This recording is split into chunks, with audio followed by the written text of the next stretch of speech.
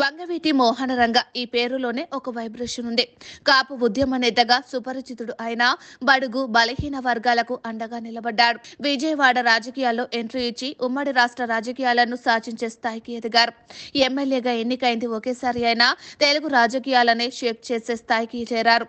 కానీ ప్రత్యర్థుల చేతిలో హత్యకు గురయ్యారు. లేకుంటే ఈ రాష్ట్రానికి ముఖ్యమంత్రి అయ్యేవారిని ఇప్పటికీ చెప్పుకుంటారు.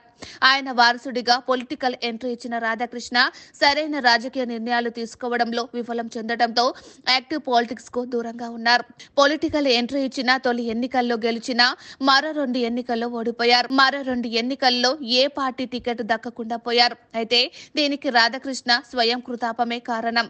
వంగవీటి దేవినేని కుటుంబాల మధ్య దశాబ్దాల వైర్యం కొనసాగుతోంది. తండ్రి అకాల మరణ సమయానికి రాధ విద్యార్థి జీవితంలో ఉన్నారు. అనూహ్యంగా ఆయనను 2004లో రాజకీయాల్లోకి తెచ్చారు వైఎస్ రాజశేఖర రెడ్డి.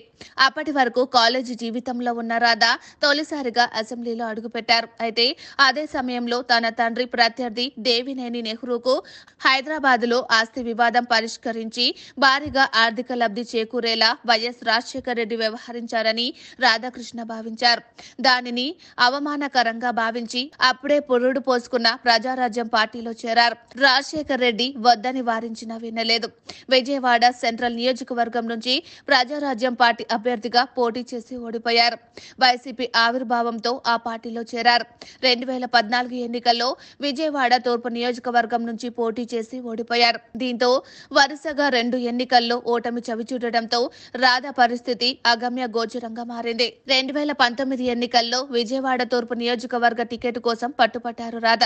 జగన్ మాత్రం మచిలీపట్నం ఎంపీ సీటు ఇస్తానని ఆఫర్ ఇచ్చారు. దానిని అవమానంగా భావించిన రాధ వైసీపీని వీడారు. తెలుగుదేశం పార్టీలో చేరారు. ఆ పార్టీ స్టార్ క్యాంపెయినర్ గా మారారు. కానీ ఎన్నికల్లో టీడీపీ ఓడిపోయింది. వైసీపీ అధికారంలోకి వచ్చింది. అయితే గత 5 సంవత్సరాలుగా ఆయన టీడీపీలోనే ఉన్నారు. అంటి ముట్టనట్టుగా కొనసాగుతున్నారు. వైసీపీకి చెందిన కొడాలి నాని వల్లభనేని వంశీమోహన్ తో స్నేహంగా మెలిగారు. అలాగని వైసీపీలో చేరలేదు. లోకేష్ పాదయాత్రలో సైతం పాల్గొన్నారు. టీడీపీ సైతం ఎక్కడ అకామిడేట్ చేయలేదు.